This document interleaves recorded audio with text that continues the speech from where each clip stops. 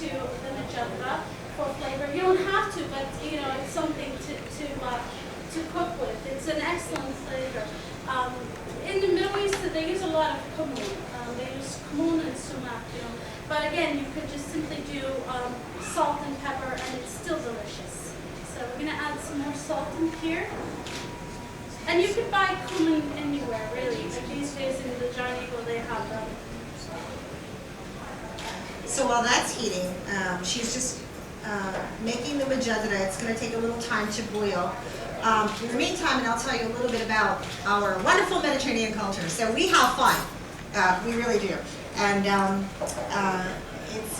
Syria is not known to be around the Mediterranean, but we have like that much space on the Mediterranean, so we qualify. Yeah, and we eat garlic and we eat olive oil, so we're crazy. Everybody on the Mediterranean eats olive oil and garlic. We're a little crazy, and we drink wine. It's a beautiful thing. But the whole thing about the Mediterranean diet, and it's not just the foods. It's we eat the foods, and that fills our body with the good fuel. But all around it, the family, the friends, the life around it is really feeding the soul. And if you look, the best example, and I hate using this example, but the best example is the Olive Garden commercials. And they're like, oh, your family, you know, and you're drinking, and everybody's having a good time, and they're out on the terrace, and it's just a great Italian big family. And so, but that's marketing.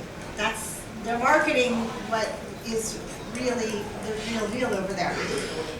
And so in the Mediterranean, a lot of, especially in Syria, they'll get up in the morning, very early in the morning, especially in the villages where we're from. They'll get up in the morning and they'll have their coffee, and the neighbors will come over, and they'll have some eggs in the morning, and they have a beautiful breakfast and beans. We were in Syria maybe 4 months before the revolution, and we were doing some kind of 7-country tour that we made up. And we were in Syria, and we went to this vendor stand, and we got a full meal of beans, of falafel. I'm not sure if you guys know what falafel is. It's beautiful. It's delicious. And with tahini and vegetables, and it was this big, and it filled us up for the whole day, and it cost $1.25. $1.25. It was just that cheap. Because beans are the best food because they're cheap and they fill you up with the good carbs and they provide protein for you.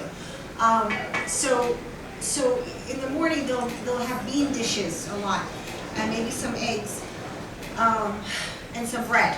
So what they'll do is they'll have a nice, a small amount, but a nice amount of breakfast, and then they'll do a siesta, and everybody will get off of work for 2 hours or whatever, and they do this big old lunch, and the women are in the kitchen, and they're cutting up the green beans, and they're boiling this and boiling that, and they're gossiping, because you have to gossip because it makes the food taste really good. If you don't gossip, the food's, all those little things. Did you see what she's wearing? Da, da, da, da, oh, she's getting married, that girl. And so all this is going on. We all do that in Pittsburgh too, and they make pierogies, Everybody here has a grandmother in the black babushka, the black dress, and the black shoes. That's just our traditions. So they'll do this whole, lunch. Their lunch takes hours. It's annoying. If you're an American, we're neurotic. We're crazy. I was there and I was crazy. Like, you people get back to work. It's 2 o'clock in the afternoon, and they're dancing and they're singing, and they're enjoying life. They really, really are. There's no privacy in the Middle East. There's long tables, and your relatives are there, and your neighbors are there, and people you don't like are there, and people you like are here, and it's just a big old party. But food is such an enormous part of the whole makeup, because the women, like I said, are in the kitchen. They're preparing it for their families. Like she said, there's no Walmart. You're not getting frozen stuff out the freezer. You got to go pick the beans, and you got to pick the tomatoes. My father, we grew up in Oakland, in Pittsburgh, with my father walking outside and picking the tomato, and then washing it and cutting it up, and then picking the lettuce and then cutting it up, washing it and cutting it up, and that's how we eat our salad. That's just how we grew up. So when I look at some packaging in food stores and I freak out, I took blue cheese and Rossetti blue cheese because I like blue cheese. And one day, and I looked at it and I said, what's a corn syrup salad? And I didn't know what a corn syrup salad was. So I took it and I put it in the garbage. Now, I'm not the best eater. Now I go back and I'll have a corn syrup salad. I'll eat food. We're all human. We just, no fries, cremaini sandwiches are great. But not every day, maybe.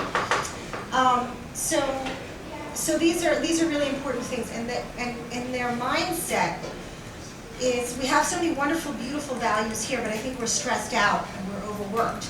And over there in Italy, in France, they really take the time to enjoy their meals. They have, which could be debatable, in hospitals in